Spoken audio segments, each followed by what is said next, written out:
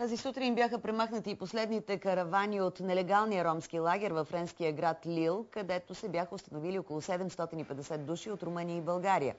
Мнозина от настанилите се светкавично се преместиха на 15 км от този район.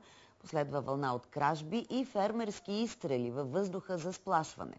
На фона на възникналото напрежение, местният кмет предизвика полемика, след като изтърва изречение, насърчаващо саморазправа. Вижте още за случая.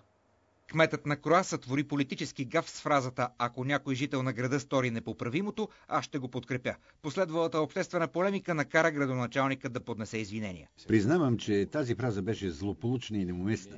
Трябва обаче да се отчита голямото напрежение между хората, посетени през последните 3 нощи и съответните посетители. Напрежение, което доведе до въпроси какво прави кметството. Всичко започва при посещение на кмета при този фермер, жертва на повтарящи се кражби. Човекът казва, че искал да стресне ромите, които нахлули на негова земя. Когато видях цялата група пристигнали, стрелях във въздуха. Повече не се върнаха.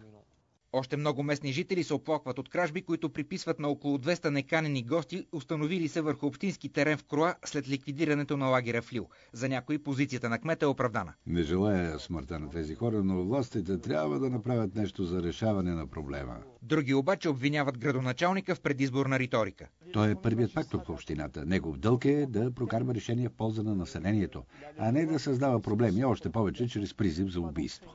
Изолиран, кметът брои своите привърженици, които вече са събрали 200 подписа в негова подкрепа. Забележката му идва на фона на обществена полемика около бижутер от Ница, обвинен в умишлено убийство, след като застреля нападател при опит за въоръжен грабеж на 11 септември. В подкрепа на бижутера вече се обявиха над 1 милион души във Фейсбук.